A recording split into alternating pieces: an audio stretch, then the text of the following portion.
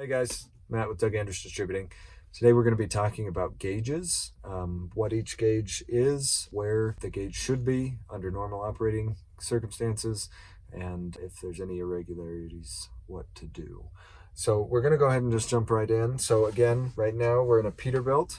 So I'm just going to start at the top left gauge behind the steering wheel, and we'll just kind of go around.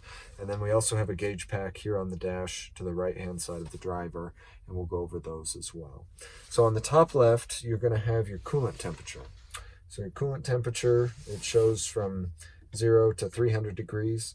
Normal operating temperature is somewhere between 190 and 230, 240. If you're climbing a hill, you might get up to 250. Normally, you're somewhere between 190 and 240 is kind of the normal range. So something to keep an eye on. If you do get into really high coolant temps, there'll actually be a light that'll come on that'll say high coolant temp. If you go just below that, you have your DEF fluid level. Most of our trucks have, I believe it's a 13-gallon tank. There's actually a warning light if it gets too low. Generally, it goes down to about 2 gallons. At about the 2-gallon mark is when it will come on and warn you, hey, you need to refill your DEF. Just below that is, of course, your fuel gauge. Again, pretty self-explanatory. On the Peterbilts, you do have a button that you can switch your view of each tank, because you have 2 tanks, of course, and it will show you the level in each tank.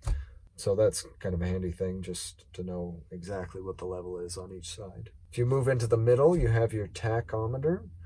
Shows you your RPMs. Again, normal cruising, you're somewhere between 14 to 1600 RPM. Generally, you want to try and be closer to that 1400. Just over to the right from that is, of course, your speedometer. With us, particularly our company, so we, of course, have our speed limit set at 67 miles an hour. But, you know, if you're going down a hill or something like that, you might pick up a few extra miles an hour.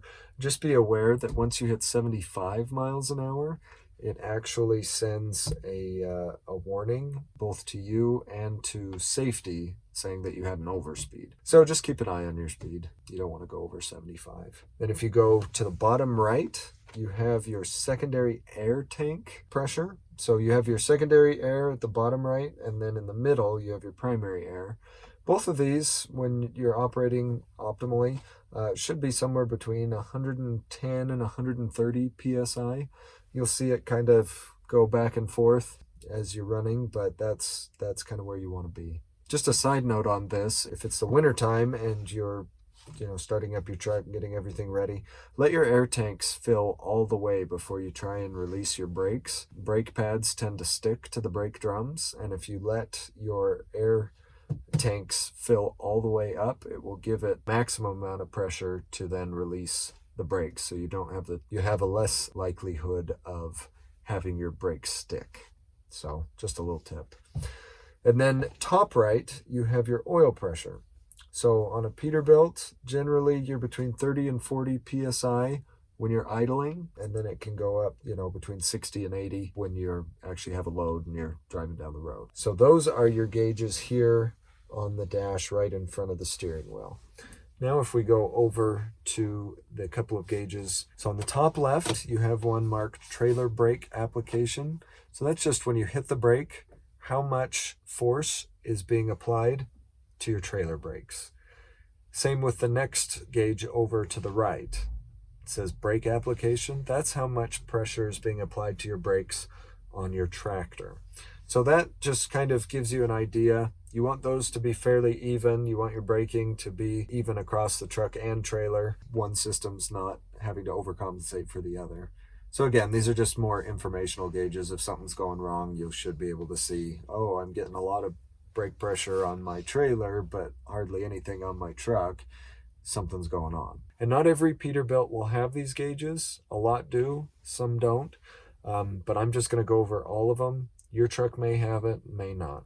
The next one over on the top right is your oil temperature. So normal operating temperature, basically anywhere outside of the red. So the red, of course, starts at 250 degrees. So you just want to be below that. If you go to the bottom left, you have one marked suspension load. So this is measuring the pressure of the weight of the trailer and the load on your fifth wheel and drives. So it's measuring how much pressure is on there. As you get used to hauling loads, you'll notice that certain weights correspond with certain pressures, and that can give you kind of a ballpark idea of how much weight you have on your drives. I don't advocate using that exclusively and not getting a weigh ticket just to double check. You always want to make sure that you're within legal weight, but it can just be a reference to kind of help you get an idea of where you're at. The next gauge over, bottom middle, is your fuel filter pressure. This one's in there, especially in the wintertime. You'll notice that sometimes the fuel will get a little thick and you'll start to have, it'll start to plug up the filter if you're not careful. If that happens, you'll see this pressure go up. You want to be somewhere between 5 and 10 for normal operating conditions. If it's above 10, that means you're starting to get some plugging going on. If it's above 15, that means you need to probably change your fuel filters. One way to combat that, and I recommend everybody do this, is that you add fuel treatment, diesel fuel treat, to each tank of fuel when you fuel up, and that lowers the freeze point of diesel so that you're a lot less likely to have problems with your fuel filters plugging up. And then the last gauge on here is on the bottom right is your turbo manifold pressure. At idle, you're going to be, just 1 or 2 psi, just enough that it's on. When you're fully going, you're going to be somewhere between 20 and 40. Really 20 and 30. I would be just surprised. Occasionally you can go above 30, but mostly you're going to be in between 20 and 30. So those are the gauges on the Peterbilt. We're going to do another video and we'll show you all the gauges on the Freightliner. Thanks, guys.